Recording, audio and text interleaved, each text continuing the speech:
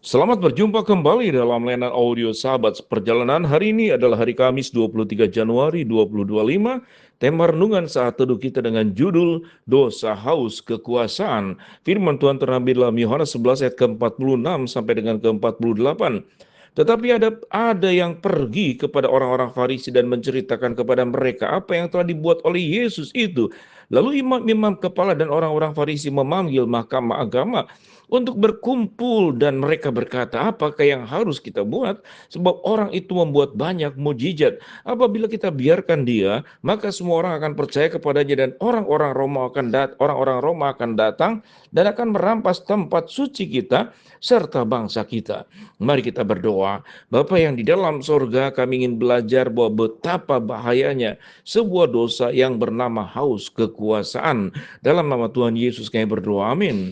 Shalom sahabat seperjalanan yang dikasihi Tuhan, tema Lembaga Alkitab Indonesia mencantumkan kalimat persepakatan untuk membunuh Yesus. Sesuatu yang sangat aneh. Kalau kita berbicara tentang koruptor yang merugikan uang negara, korupsi sampai triliunan, maka dihukum mati, dibunuh adalah perkara yang sangat biasa. Sesuai dengan hukum yang berlaku di negara tersebut, khususnya negara yang menganut hukuman mati, maka akan dilaksanakan. Tapi bagaimana ada sebuah persepakatan untuk membunuh Yesus? Sementara Yesus adalah Allah yang menjadi manusia, pencipta alam semesta, semuanya dari dia, oleh dia, dan kepada dia. Kedatangan Kristus justru untuk menyelesaikan dosa, agar manusia dengan segala dosanya diselamatkan, ditebus di dalam darah Kristus. Dan Kristus datang ke dalam dunia, dia rela memberikan apapun demi kebaikan kita. Jadi bagaimana mungkin ada orang yang sedemikian baik, ada Tuhan yang maha baik dan penuh dengan cinta, lalu akan dilakukan persepakatan untuk membunuh Yesus? Maka jawabannya karena haus kekuasaan. Kehadiran Yesus tentu memperkeruh katakanlah jabatan-jabatan dibagi mereka yang berkuasa, orang Roma, ahli-ahli agama, lalu orang Farisi, orang-orang Yahudi yang tidak menyukai Yesus. Maka kehadiran Yesus adalah mengganggu mereka, mengganggu popularitas mereka, mengganggu katakanlah masyarakat, orang-orang yang mengalami mujizat Yesus, yang disembuhkan dengan mujizat yang dilakukan, yang buta melihat, yang timpang berjalan, bahkan yang mati bangkit, yang sakit kusta dan segala macam kemudian disembuhkan. Maka popularitas itu kemudian timbul menjadi bergeser. Kita tahu dengan jelas dalam negara tatkala sebuah partai politik akan melakukan pemilihan umum, maka akan berjuang saling menjelekkan satu dengan yang lain, saling menghancurkan satu dengan yang lain. Kita boleh melihat orang-orang yang berkuasa pada waktu itu, baik kekaisaran Roma, orang-orang yang berpengaruh, para imam, mahkamah agama, ahli Taurat, orang Farisi, orang Yahudi, mereka punya kepentingan. Maka sesungguhnya mereka tidak memperjuangkan iman. Mereka tidak sedang menjalankan agama, tetapi mereka memakai agama demi sebuah kehausan akan kekuasaan. Ayat 8 dikatakan, apabila kita biarkan dia, maka semua orang akan percaya kepadanya, dan orang-orang Roma akan datang, akan merampas tempat suci kita sama serta bangsa kita. Tetapi seorang di antara mereka, yaitu Kayafas, imam besar, pada tahun itu berkata kepada mereka, kamu tidak tahu apa-apa, dan kamu tidak insaf bahwa lebih berguna bagimu jika satu orang mati untuk bangsa kita daripada seluruh bangsa ini binasa.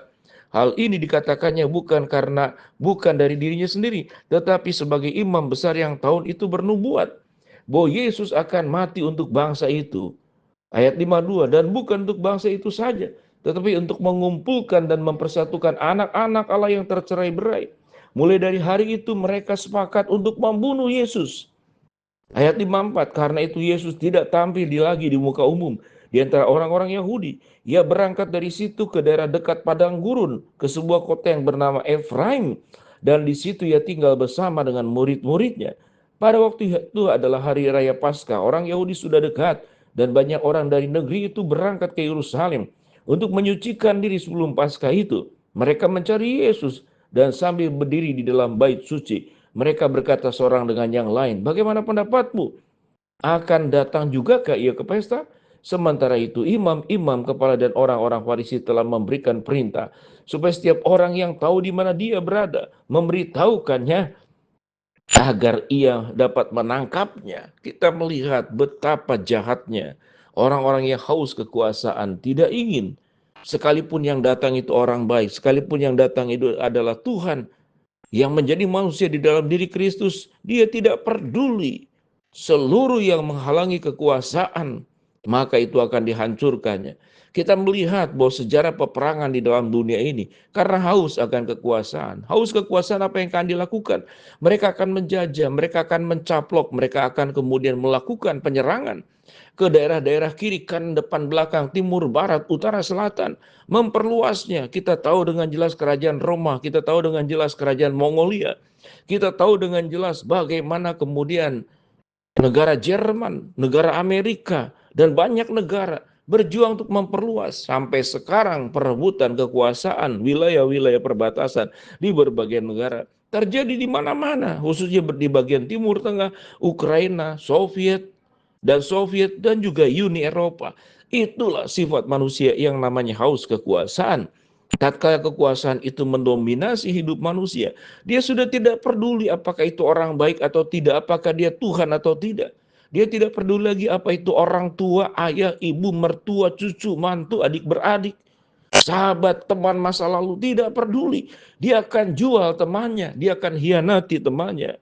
Demi apa? Demi sebuah kehausan kekuasaan. Kita tahu dengan jelas bagaimana satu keluarga bertengkar bahkan saling membunuh gara-gara warisan, gara-gara kekayaan. Bagaimana kekuasaan bisa saling menjual satu dengan yang lain. Betapa menakutkannya dosa haus kekuasaan. Sahabat seperjalanan, setiap kita masing-masing punya potensi untuk sebuah dosa haus kekuasaan. Hal yang paling sederhana dalam antrian saja, mengantri tidak mau tapi menyerobot, itu adalah dosa haus kekuasaan.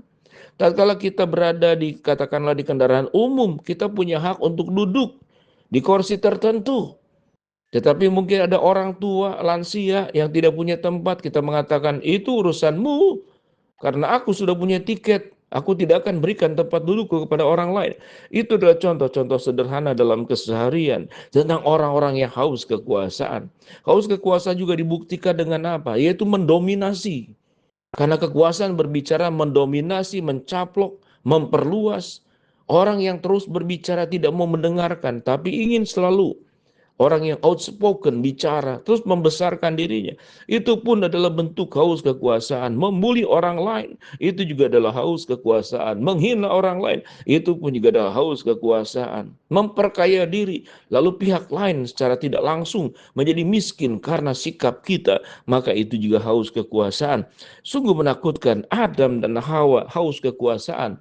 Dia tidak cukup dan bersyukur sebagai manusia. Dia ingin menjadi Tuhan. Itu haus kekuasaan. Akhirnya mereka jatuh dalam dosa. Sahabat seperjalanan, haus kekuasaan tidak hanya dalam bentuk jumlah dan sebuah gerakan yang besar, tapi dimulai dari hidup yang tidak pernah puas, ingin terus mencari lebih untuk diri sendiri, tetapi orang lain tidak mendapatkan. Itu bukan urusan saya. Itulah haus kekuasaan. Sebuah dosa tentang haus kekuasaan yang perlu kita akui dan kita minta kepada Tuhan, Tuhan ampuni untuk dosaku, karena aku pun adalah kelompok orang yang haus kekuasaan. Mari kita berdoa. Bapa dalam surga, terima kasih buat kebenaran firman Allah yang kami pelajari. Hamba berdoa buat sahabat seperjalanan yang sakit, Tuhan jamah sembuhkan. Sahabat seperjalanan yang sedang menghadapi masalah, Tuhan bukakan jalan.